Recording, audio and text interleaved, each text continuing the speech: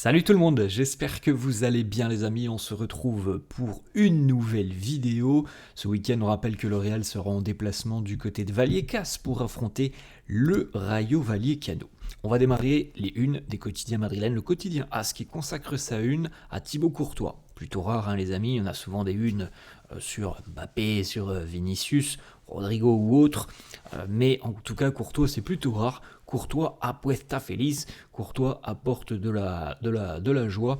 Le travail du portier belge tout au long de l'été porte ses fruits. Le Real avait décidé de ne pas recruter un gardien cet été et avait d'ailleurs écarté la piste du gardien du FC Barcelone, Johan Garcia, parce qu'on a une confiance intégrale en Thibaut Courtois et il le rend très bien les amis. Je pense que au vu des performances de Thibaut depuis le début de saison, encore une fois, il est l'un des meilleurs gardiens, si ce n'est peut-être le meilleur gardien au monde.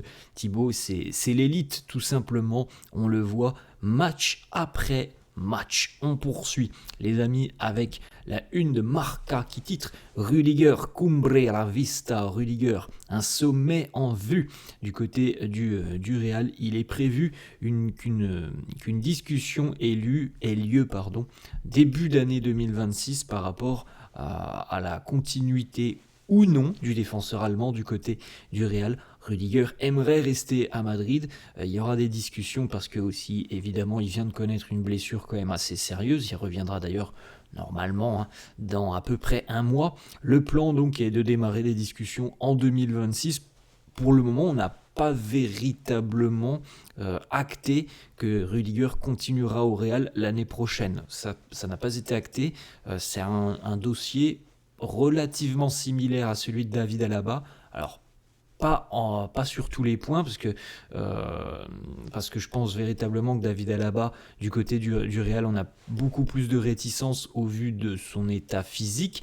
Rudiger, lui, n'a pas enchaîné quand même les pépins physiques. Il y a eu des petits problèmes, il y en a eu un là, un sérieux, mais pour David Alaba, c'est quand même beaucoup plus sérieux. Il y a eu beaucoup plus de problématiques, donc c'est pas tout à fait le même dossier, mais la finalité est la même, c'est que les deux joueurs dans 8 mois maintenant seront en fin de contrat et visiblement pour David Alaba il n'y aura pas de prolongation. Pour Rudiger rien n'est encore acté. On revient sur la une de Marca les amis parce qu'on a une petite information en bas. Mbappé se cuela en el pulso Barça PSG. Kylian Mbappé a été nominé parmi les trophées The Best. On a pas mal de joueurs du Real qui ont été nominés sur différents postes. Ensuite, une petite information les amis, une mauvaise nouvelle, une de plus, on a l'habitude. Aurélien Tchouaméni est blessé. Ça a été officialisé par le club hier, une blessure au niveau d'un muscle tout simplement de la cuisse pour le milieu de terrain français. Donc évidemment, il n'est pas retenu dans le groupe de Didier Deschamps pour les deux prochains matchs amicaux, deux prochains matchs de l'équipe de France qui ne sont pas amicaux d'ailleurs. À noter, évidemment que entre guillemets la blessure tombe au bon moment, comme ça il aura une quinzaine de jours pour se remettre d'aplomb. Aurélien Tchouaméni va quand même manquer quelques rencontres. Le match du Rayo, évidemment, ce week-end. Et vraisemblablement, l'après-trêve internationale, il y aura encore une semaine, 10 jours d'absence pour Tchouaméni. Il manquera la rencontre face à Elche, il manquera la rencontre face à l'Olympiakos. Il sera de retour à peu près dans ces eaux-là, donc il sera de retour normalement à les dernières semaines du mois de novembre ou première du mois de décembre.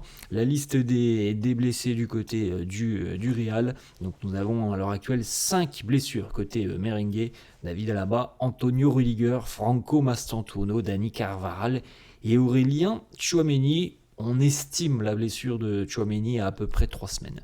Une petite information du quotidien AS. Ferland Mendy devrait avoir des minutes très rapidement. Alors est-ce que ça sera ce week-end face au Rayo ? On n'a pas la réponse évidemment, mais AS affirme que Ferland va retrouver le terrain très rapidement et que Carreras devrait lui aussi diminuer un petit peu, être mis au repos. Alvaro Carreras qui est quand même le joueur cette saison du côté du Real Madrid qui a joué 982 minutes sur 990. Donc autant dire qu'il n'a pas eu de repos, Carreras. Donc du côté du Real, avec ce retour de Ferland Mendy, on espère pouvoir justement lui donner un petit peu de repos pour aussi ne pas trop pousser le joueur. On sait que il y a des risques évidemment lorsque on joue beaucoup trop, lorsqu'on n'a pas forcément beaucoup de repos, il y a des risques de blessures. Ensuite, petite information, selon la COPE, Fede Valverde ne serait pas blessé. Donc, c'est plutôt une bonne nouvelle, mais bon, on attendra quand même peut-être une déclaration de Xabi Alonso en conférence de presse, puisqu'on nous dit même que Fede pourrait jouer dès dimanche face au Rayo. Alors pas blessé, et pourtant on nous a annoncé après le match de Liverpool une gêne au niveau des adducteurs. Bon, il y a peut-être encore une fois derrière tout ça un besoin de repos pour Fede Valverde, qui est un joueur, comme on le sait, alors ne se cache jamais sur le terrain, mais qui aussi, lui, n'a pas connu beaucoup de repos depuis 1 an et demi maintenant. Donc on l'a déjà, d'ailleurs, on le perçoit depuis à peu près 6 mois, même déjà sur la fin de l'exercice avec Carlo Ancelotti. On avait quand même un Fede qui semblait physiquement un petit peu atteint. C'est un petit peu la même chose depuis le début de saison, donc affaire à suivre sur l'utilisation de Fede dès ce week-end. Une petite photo, retour à l'entraînement hier pour les Merengues, préparation de la rencontre face au Rayo dimanche, dont on a déjà parlé les amis, un adversaire toujours compliqué à manœuvrer, le Rayo, un stade toujours un peu particulier avec une ambiance assez chaude. Voilà, on s'attend à un match très compliqué pour le Real ce week-end. Une petite information du quotidien Goal qui nous annonce que Erling Haaland serait ouvert à l'idée de rejoindre le Real Madrid. Il y aurait une clause secrète dans son contrat avec Manchester City. Cette clause secrète stipule que il y a une possibilité pour lui de partir avant la fin de son contrat du côté du Real. L'entourage d'Haaland d'ailleurs aurait plus ou moins évoqué depuis quelques semaines maintenant que le joueur aimerait beaucoup jouer pour le Real Madrid. Donc voilà, on suivra tout ça les amis dans quelques mois encore une fois lorsque le mercato ouvrira ses portes. Je pense qu'il n'y aura pas beaucoup d'informations sur le mercato hivernal. D'ailleurs, je ne sais pas si le Real sera très actif sur le mercato hivernal, on verra bien. Je pense pas. Mais par contre, l'été prochain, encore une fois, peut-être qu'on aura quelques mouvements. Haaland, ça me semble assez improbable, en tout cas à l'heure actuelle. Je crois que si mes souvenirs sont bons, Haaland avait prolongé avec City jusqu'en 2031, quelque chose comme ça. Donc la fin de contrat, c'est pas pour maintenant, en tout cas pour l'attaquant norvégien. Petite photo, les amis, de la liste du sélectionneur Didier Deschamps. On va terminer là-dessus d'ailleurs pour les 2 prochains matchs de l'équipe de France face à l'Ukraine et face à l'Azerbaïdjan. On jette un petit coup d'œil, on retrouve 2 joueurs du Real Madrid, Kylian Mbappé et Eduardo Camavinga, vous l'avez compris évidemment les amis. Tchouaméni étant blessé et Ferland Mendy de retour de blessure.